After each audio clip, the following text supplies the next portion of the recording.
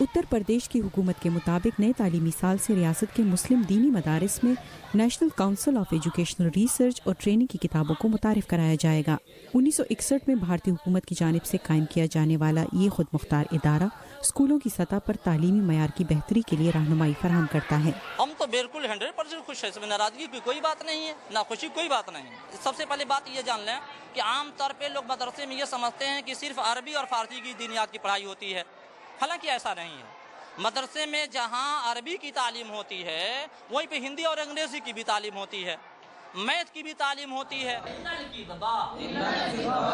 جمعیت علماء ہند جیسی مذہبی سیاسی جماعتوں نے اس پر کچھ تحفظات کا اظہار کیا ہے۔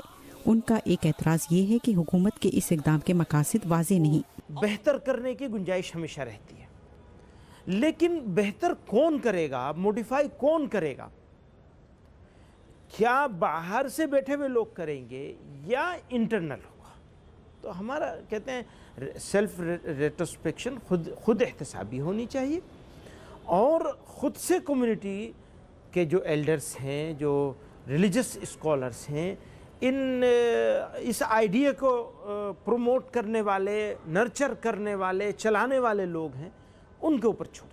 ایک ٹیچر محمد عارف کی رائے میں تجویز کردہ تبدیلیوں کو اپنانے سے طالب علموں کے لیے مختلف کیریئرز کے مواقع کھلیں گے۔ سب سے پہلے ہم اس سرکار کے اس پہل کا ہم سواگت کرتے ہیں کہ NCERT کا پیٹرن آئے اگلے سطر سے، اس سے کیا ہے مدرسوں کے جو ایجوکیشن ہے اس میں گنوتا آئے گی۔ ریاست کی حکومت کے مطابق اس اقدام کا مقصد اسلامی اسکولوں میں نصاب کو بہتر بنانا اور انہیں پبلک اور پرائیویٹ اسکولوں کے برابر لانا ہے۔ ہم سوچتے ہیں کہ اس کو پڑھیں گے تو اب جو اردو، عربی، فارسی وغیرہ پڑھتے ہیں اس کے ساتھ فزکس، کیمسٹری، بایولوجی یا اور کوئی کتابیں پڑھیں تو ہمارا مستقبل اور اس سے بہتر ہو گیا، اس سے زیادہ ہم لوگ تعلیم حاصل کر لیں گے۔ اس وقت مدارس میں طالب علموں کے لیے لازمی مضامین میں عربی، فارسی لٹریچر، اردو لٹریچر، تھیالوجی اور انگریزی شامل ہیں۔ اسلام نے کہیں پر بھی ماڈرن ایجوکیشن اور ریلیجیس ایجوکیشن کو ڈیوائیڈ نہیں کیا ہے۔